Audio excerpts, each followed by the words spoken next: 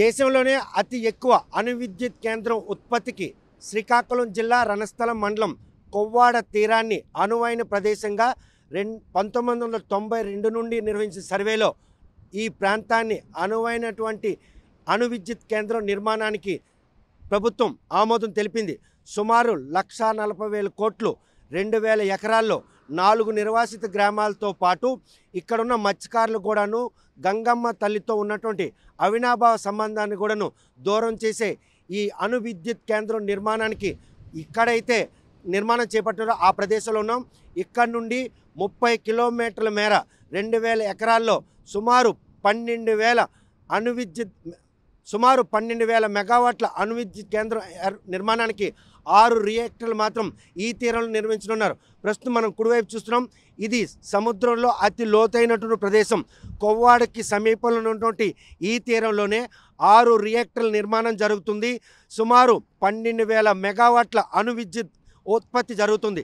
ఇప్పటికే కోడంకులం కల్పకం ఈ 2 అణు విద్యుత్ కేంద్రాలకు ధీటుగా ఇక్కడ మాత్రం అణు విద్యుత్ కేంద్రం నిర్మాణం చేపట్టనున్నారు. సుమారు దశాబ్ద కాలంగా సర్వే నిర్వహించిన అనంతరం ఈరోజు ఈ అణు విద్యుత్ కేంద్రంలో టెక్కలి, కొవ్వాడ, చిన్న కొవ్వాడ, గూడెం, రామచంద్రపురం 4 గ్రామాలకు సంబంధించినటువంటి జిరాయితీ భూములు కూడా సేకరించడం జరిగింది. ఆ భూముల సేకరణలో భాగంగానే 2012 భూసేకరణ చట్టం ప్రకారం 2017లో వారికి పరిహారం కూడా ఇచ్చారు. వీరికి పునరావాసం కోసం నిర్మించాల్సిన ఇళ్ల నిర్మాణంలో జాప్యం 8 ఏళ్ళు కావస్తున్నా ఈ గ్రామాల్లో వారి ఆవాసం ఉండాల్సి వస్తుంది. కాకపోతే ప్రభుత్వం ఎప్పుడైతే భూసేకరణ పూర్తయిందో ఈ 5 గ్రామాలకు మాత్రం మౌలిక సదుపాయాల కల్పనలో మాత్రం పూర్తిగా నిర్లక్ష్యం వారి పాలిట శాపంగా మారింది. ఎప్పుడు పునరావాస కాలనీ అందుబాటులోకి వస్తుందా, అక్కడ తామందరూ కూడాను ఈ గ్రామం విడిచి వెళ్తామా అనే ఆశగా ఎదురు చూస్తున్న నేపథ్యంలో ప్రస్తుతం 8 ఏళ్ళుగా కనీస మౌలిక సదుపాయాలు కూడా ఇవ్వనటువంటి పరిస్థితి. ఒక స్కూళ్ళు మరమ్మతులు కానీ, రోడ్లు మరమ్మతులు కానీ, మరో ఇళ్ల నిర్మాణం కానీ, అదేవిధంగా చూస్తే కనుక క్రయ విక్రయాలు ఇటువంటి ప్రక్రియ ఏదీ లేకపోవడంతో ఈ 5 నిర్వాసిత గ్రామాల ప్రజలు కూడాను ఈరోజు ప్రభుత్వం సంబంధించినటువంటి ఏ పథకానికి నోచుకున్నటువంటి పరిస్థితి. ఇటువంటి పరిణామాల నేపథ్యంలో జీవనం సాగిస్తున్నటువంటి అణు విద్యుత్ కేంద్రం నిర్వాసితులు ఎటువంటి వేతనలు పడుతున్నారు, భూమి పోయింది, ఉనికి కోల్పోయే పరిస్థితి ఉంది, గంగమ్మ తల్లితో ఉన్నటువంటి అవినాభావ సంబంధం కూడా తెగిపోయే పరిణామాల నేపథ్యంలో ఈ అణు విద్యుత్ కేంద్రం నిర్మాణం ప్రక్రియ ఇప్పటికి కూడా మొదలు పెట్టకపోవడం, భూములు సేకరించడం, 8 ఏళ్ళుగా వారు పడుతున్నటువంటి వేతనలు ఎటువంటివి అని అడిగి తెలుసుకునే ప్రయత్నం చేస్తాం. చూస్తే కనుక ఈ అణు విద్యుత్ కేంద్రానికి సంబంధించి భూముల సేకరణ ప్రక్రియ పూర్తయిపోయింది. RR ప్యాకేజీలు కూడా ఇచ్చేశారు. ఇటువంటి తరుణంలో 8 ఏళ్ళుగా ఈ గ్రామస్తులు, ఈ 5 గ్రామాల ప్రజలు ఎటువంటి వేతనలు పడుతున్నారు? మేము చాలా ఇబ్బంది పడుతున్నామండి. కొంతమంది ఏంటంటే పెళ్ళి వచ్చిన టైంలో పెళ్లి చేయడానికి, ఇల్లు కట్టుకోవడానికి నానా ఇబ్బందులు పడుతున్నామండి. వయసు వచ్చిన పిల్లలకి పెళ్లి చేయాలంటే కొద్ది ఇబ్బంది అయిన పరిస్థితి వస్తుంది. మాకు ఇల్లు లేక మాకు ఉన్న కొంపలో అంటే ఉన్న ఇంట్లోనే మేము ఉండి అడ్జస్ట్మెంట్ అవ్వడం చాలా ఇబ్బంది అయిన పరిస్థితి ఏర్పడుతుంది.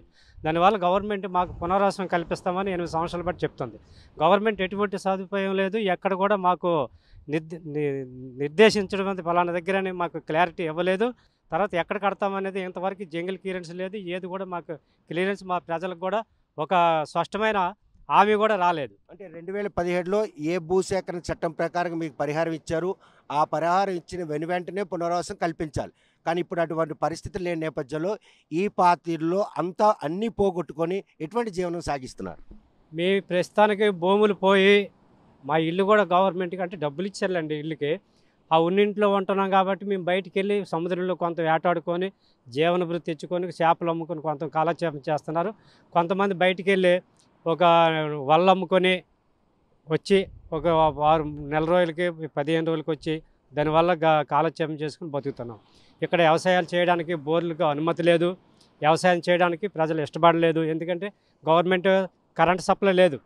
బోర్లు ఎవరు మీకు అణు విద్యుత్ న్యూక్లియర్ పవర్కి వెళ్ళిపోయింది, మీకు కరెంట్ ఏమో మీరు ఉన్నదానికి అడ్జస్ట్ చేసుకోండి కానీ కరెంట్ అయితే మీకు ఇమ్మని అధికారులు మాకు వాపస్ చెప్తున్నారండి. చూస్తే కనుక ఇప్పుడు పునరావాస కాలనీ నిర్మాణం విషయంలో జాప్యం మీ పాలిట శాపంగా మారింది. రేపు మీ పిల్లల భవిష్యత్తు ఎలా ఉండబోతుందని భావిస్తుంది? మా పిల్లల భవిష్యత్తు అంటే ప్రస్తుతానికి గవర్నమెంట్ RR ప్యాకేజీ కింద ప్రతి 18 వయసు గల వ్యక్తికి 5 సెంట్ల భూమి ప్యాకేజ్ ఇస్తామని గవర్నమెంట్ అప్పుడు చెప్పిందండి.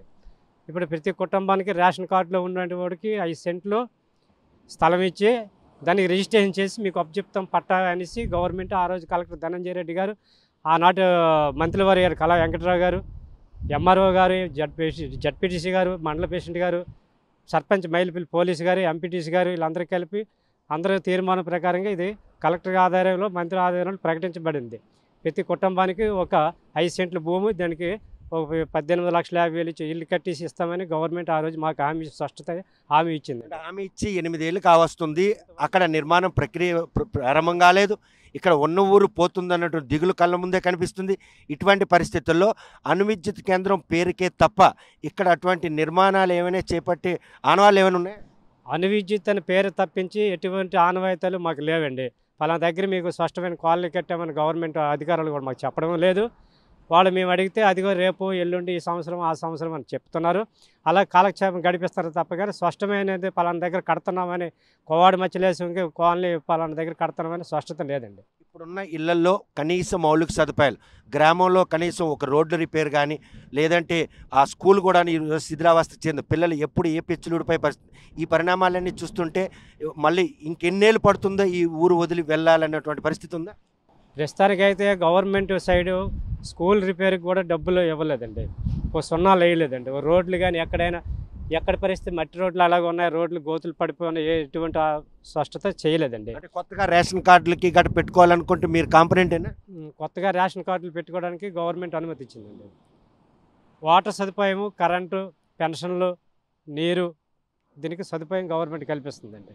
కానీ ఎప్పటిలోగా పునరావాస కాలనీ నిర్మాణం పూర్తవుతుంది అన్నటువంటి పరిస్థితి కనిపిస్తుందా? మాకు ఎప్పటికి అవుతుంది అనేది మాకు గ్యారంటీ లేదండి. ఎందుకంటే మాకు స్పష్టమైన హామీ మా ప్రజల ద్వారా లేదు, గవర్నమెంట్ అధికారుల ద్వారా కూడా మాకు ఇన్ఫర్మేషన్ లేదు. చూస్తే కనుక కొవ్వాడ అణువిద్యుత్ కేంద్రం నిర్మాణానికి భూసేకరణ ప్రక్రియను పూర్తి చేసినటువంటి ప్రభుత్వం మాత్రం 2017లో ఈ 5 గ్రామాలకు సంబంధించిన జిరాతీ రైతులకు నష్టపరిహారం ఇవ్వడంతో పాటు RR ప్యాకేజీ కింద అప్పటికి 18 సంవత్సరాలు నిండిన ప్రతి ఒక్కరికి కూడాను ప్యాకేజీలు కూడా ఇవ్వడం జరిగింది. అయినప్పటికి కూడా ఇప్పటికీ పునరావాస కాలనీ నిర్మాణంలో జాప్యం, ఉన్న ఊరిలో మాత్రం కనీస మౌలిక సదుపాయాలు నోచుకోక అసలు ఊరు పోయింది, ఉన్న భూమి పోయింది, ఉనికి కోల్పోయే పరిస్థితుల నేపథ్యంలో అణువిద్యుత్ కేంద్రం నిర్మాణానికి ఎక్కడ కూడా ప్రక్రియ ప్రారంభం కాకపోవడం దుందుడుకు చర్యగా ఈరోజు మాత్రం భూములన్నీ కూడా బలవంతంగా లాక్కున్నారు. పరిహారం అయితే కనుక అనుకున్న స్థాయిలో ఇవ్వకపోయినా కూడా అణువిద్యుత్ కేంద్ర నిర్మాణానికి తామందరూ సుముఖత తెలియజేసినప్పటికి కూడాను ఈరోజు మత్స్యకారులకు మాత్రం గంగమ్మ తల్లిని దూరం చేశారు. ఈ పునరావాస కాలనీ నిర్మాణంలో త్వరితగతిన చర్యలు చేపట్టి వారికి ఆ కొత్తిళ్లలో గృహప్రవేశం చేసే అవకాశం కల్పిస్తే తమ భవిష్యత్తు బాగుంటుంది, తమ పిల్లల భవిష్యత్తు కూడా బాగుంటుందన్న ఆశాభావం వ్యక్తం చేస్తున్నారు. మరి ఈ తరుణంలో 8 ఏళ్ళు కావస్తున్నా కూడాను కొవ్వాడ అణువిద్యుత్ కేంద్రానికి భూములు ఇచ్చినటువంటి మత్స్యకారులు కావచ్చు, రైతులు కావచ్చు, వారి భవిష్యత్తు ఎలా ఉండబోతుంది ఊహించడానికే భయం కొల్పే పరిణామాలు. ఎక్కడైనా కూడాను ఒక ప్రాజెక్ట్ నిర్మాణం చేపడితే ఆ నిర్మాణానికి సంబంధించిన నిర్వాసితులు మాత్రం వెనువెంటనే మౌలిక సదుపాయాలతో కూడుకున్నటువంటి పునరావాస కాలనీ నిర్మాణం చేపట్టాలి. కానీ కొవ్వాడ మత్స్యలేశం గ్రామంతో పాటు మిగిలిన 4 గ్రామం ప్రజలు మాత్రం ఈరోజు భూములను కోల్పోయిన తమకు మాత్రం పునరావాసం కల్పించడంలో జాప్యం తమ పాలిట శాపంగా మారింది. ఎప్పుడు ఈ అణువిద్యుత్ కేంద్రం నిర్మిస్తారు, తమకు ఎప్పుడు పునరావాసం కల్పిస్తారు అన్నటువంటి ఆశగా ఎదుర్కొన్న వారికి ప్రభుత్వం వెనువెంటనే స్పందించి వారి భవిష్యత్తును బాగు చేస్తుందా లేదా అన్న విషయం వేచి చూడాల్సిందే. కొవ్వాడ అణువిద్యుత్ కేంద్రం నిర్మాణం చేపట్టినటువంటి ప్రదేశం నుండి వీడియో జర్నలిస్ట్ రామకృష్ణతో సత్యం, RTV శ్రీకాకుళం. చరిత్ర సృష్టించినోడు ఇప్పుడు ఆ చరిత్రని తిరగరాయబోతున్నాడు. అబద్ధాల గోడల్ని బద్దలు కొట్టి నిజాలను రాగా మీ ముందుంచబోతున్నాడు. నిజమైన వార్తల కోసం వెంటనే డౌన్లోడ్ చేసుకోండి రా యాప్ని.